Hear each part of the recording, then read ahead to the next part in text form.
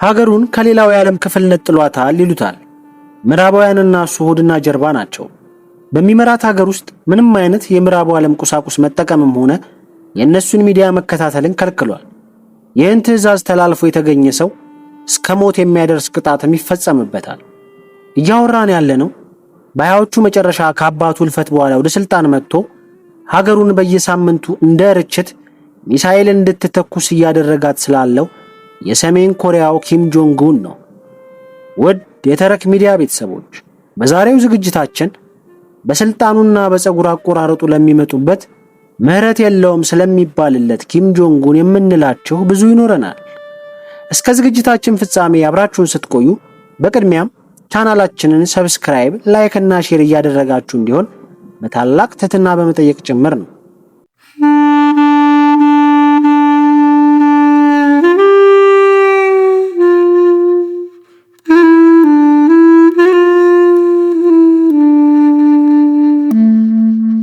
የኦፔራ ሙዚቃ ተጫዋች ከሆነችው እናቱና እንደሱ ሀገሩን አንቀጥቅጦ የገዛ ከነበረው ወላጅ አባቱ ሶስተኛ ልጅ ሆኖ ነበር ቤተሰቡን የተቀላቀለው።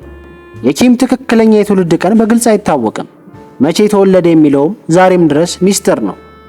ኪም ጆንግ ኡን በሀገሩ ከሚገኘውና በአያቱ በኪም ሱንግ ሁለተኛ ከተሰየመው ወታደራዊ ዩኒቨርሲቲ ከመግባቱ በፊት በሀገረ ስዊዘርላንድ ትምህርቱንም ተከታትሏል። የኪም ወላጅ አባት ከሁለት ልጆቻቸው በላይ ከኪም ጋር ቅርበት ነበራቸው። ኪም አባታቸውን ሌጋሲና ሐሳብ ለማስቀጠልም በአባታቸው በእጅጉ ይታመንባቸውም ነበር። ለስልጣኑም ለፖለቲካውም ቅርብ እንዲሆኑም ተደረጉ። የመንግስት ኃላፊነቶችንም ከአባታቸው መማር ጀመሩ። እንደ አውሮፓውያን አቆጣጠር በ2011 ኪም ጆንግ ኢል አረፉ። የዚህን ጊዜ ነበር ኪም ጆንግ ኡን የሰሜን ኮሪያ ፕሬዝዳንት ሆነው በትረ ስልጣኑ ላይ የወጡት። ኪም ጨካኝና አንባገነናዊ ስርዓትን ከአያታቸውም ይሁን ከአባታቸው በላቀ በጥፍ አሳድገው ሰሜን ኮሪያን ይመሯት ያዙ። ስልጣን በተቆናጠጡ ማግስት የአባታቸውን ታማኝ የነበሩ ነባርና ከፍተኛ አመራሮችን ማጥላላትና ማብጠልጠልም ጀመሩ። ይባስ ብለው አንድ በአንድ እየለቀሙ መግደልና ከስልጣን ማባረር ዋነኛ ስራቸው አደረጉት። ኪም ጨካኝ መሆናቸውንና እንዲሁም አረመኔ መሆናቸውን ካሳዩበት አጋጣሚ በአባታቸው የስልጣን ዘመን ከፍተኛ ተጽዕኖ ፈጣሪ የነበሩትን በእሳቸውም የስልጣን ዘመን ከፍተኛ አማካሪያቸው የነበሩትን አጎታቸውን ጆንግ ሶንግን ቀልብ ያልወደደክም ብለው ከስልጣን አንስተውም አባረሯቸው። ቆይተውም በ2013 ዓ.ም መንግስት ለመገልበጥ አሲረሃል ተብለውም ተከሰሱ። ታስረውም አልቀሩ። በመጨረሻም በኪም ትዕዛዝ ከአዲነህና ሞት ይገባሃል ተብለው እንዲገደሉም ትዕዛዝ ተላለፈ።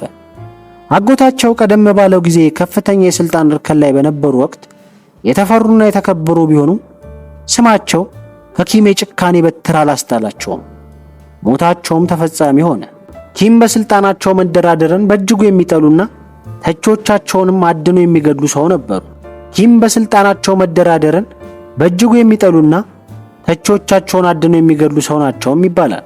ሰሜን ኮሪያን እያንቆራጠጡ ሲገዙና እንዳሻቸው ሲሆኑ ክፉኛ ይቃወሟቸው ከነበሩ ሰዎች ሁሉ የገዛ ወንድማቸውን ያህል ግን የጨከኑበት አልነበረም። የኪም ታላቅ ወንድም ከሰሜን ኮሪያ ውጪ ይኖር ስለነበር በታናሽ ወንድማቸው አገዛዝ ላይ ይህንን ጨቋኝና አንባገነናዊ ሰራዊት በቃ ልንለው ይገባል፣ ሰሜን ኮሪያም ነፃነቷን ማግኘት እንዲሁም የዲሞክራሲ ስርዓት ሊኖራት ይገባል እያለ በተደጋጋሚ ጊዜ የወንድሙን አምባገነናዊ መንግስት ይተች ነበር። በ2017 በማሌዥያ ውስጥ ሕይወቱ አልፎም ተገኘ። በኳላላምፑር አየር ማረፊያ ሳይመረዝ አልቀረም የሚል መረጃም በወቅቱ ወጥቶ ነበር። ኪም በሀገራቸው የናዚን ዘመን የሚያስታውስ በጭካኔ የተሞሉ እስር ቤቶችንም ሰርተዋል። በእነዚህ የጭካኔ ጥግ ይፈጸምባቸዋል በሚባሉ እስር ቤቶች ዓለም የጦር ወንጀሎች ናቸው ብሎ የተስማማባቸው እጅግ ዘግናኝ ድርጊቶችም ይፈጸምባቸዋል። ኪም ጆንግ ኡን ሀገራቸው ያላትን ሀብት ሁሉ በኒውክሌር መርሃ ግብር ላይ እንድታውልም አድርገዋል። በዚህም የሀገሪቱን ኢኮኖሚ በመቃወስ ህዝባቸውን ለገፋ ቁስቁልናም ዳርገውታል ተብለው ሲወቀሱና ሲወገዙ መስማት የተለመደ ነው። እሳቸው ግን በዚህ ሐሳብ አይስማሙም። ይልቁንስ ሀገራቸውን ለማይቀረው ጦርነት እንድትዘጋጅና አቅሟን እንድታሳድግ በየጊዜው በሚያስወነጭፉት የአጭር ርቀትና ሀገር አቋራጭ የሚሳኤል ተኩስ ላይ ይናገራሉ። ሰሜን ኮሪያ ከአሜሪካና ከምዕራቡ ዓለም ጋር ሆድና ጀርባ ነች። በዚህ የተነሳ በርካታ ማዕቀብም ተጥሎባታል። ይህ ሁሉ ሆኖ የኪም ሀገር እጅግ የዘመኑ መሳሪያዎችና ጅምላሽ ጨራሽ አውዳሚም ቴክኖሎጂዎችን ከመታጠቅ አልቦዘነችም። በማዕቀብ የጎበጠ ሀገር ይዘው ገቢ ለማግኘትና የረቀቁ የጦር መሳሪያዎችን ባለቤት ለመሆን እንደ ቻይና፣ ሩሲያና ኢራን አይነት በስውርም ይሁን በግልጽ የሚደግፉ ወዳጆችም አሏቸው። ከነዚህ ሀገራት የሚሸምቱትን ዘመናዊ መሳሪያ ለመታጠቅም በሀገራቸው የሚገኙ መንታፊ የሳይበር ሰራዊቶችንም አዘጋጅተዋል። በተለያየ ጊዜ ከዓለም አቀፍ ተቋማት በመቶ ሚሊዮኖች የሚቆጠሩ ምዝበራዎችንም በእነዚሁ የሳይበር ዘራፊዎች ይፈጽማሉ። በአንድ ወቅት ከአሜሪካው ግዙፍ የፊልም አምራች ድርጅት ሶኒ የመረጃ ቋት ሰርስረው በመግባት በመቶ ሚሊዮኖች የሚቆጠር ኪሳራንም አድርሰዋል። በወቅቱ የአሜሪካ የምርመራ ቢሮ ኤፍቢአይ ከፍተኛ የሳይበር ጥቃቱ ዋነኛ መነሻው ከሰሜን ኮሪያ እንደሆነ በምርመራ ደርሼበታለሁ ቢልም ሰሜን ኮሪያ መረጃውን ሐሰት ነው፣ እጅ የለበትም ብላም ነበር። አሁን ላይ ሰሜን ኮሪያ በኪም የአገዛዝነት ዘመን ከጥቂት ወዳጆቿ ጋር የጠበቀ ግንኙነትን መስረታለች። ከአሜሪካና አጋሮቿ ጋር ደግሞ ሆድና ጀርባ ሆና ከተቀረው የዓለም ክፍል ጋር በዝምታ እየተያየችም ትገኛለች። እስያዊቷ ሀገር ሰሜን ኮሪያ ከጎረቤቷ ደቡብ ኮሪያ እንዲሁም ከምዕራቡ ዓለም ጋር እንደተቃቃረች ሀገሯን ዘጋግታ ዛሬም ኒውክሌርን በማበልጸግ ላይ ትገኛለች። ነገስ የሚለውን ማንም አያውቅም። የዛሬን አበቃን። ቸር ቆዩልን።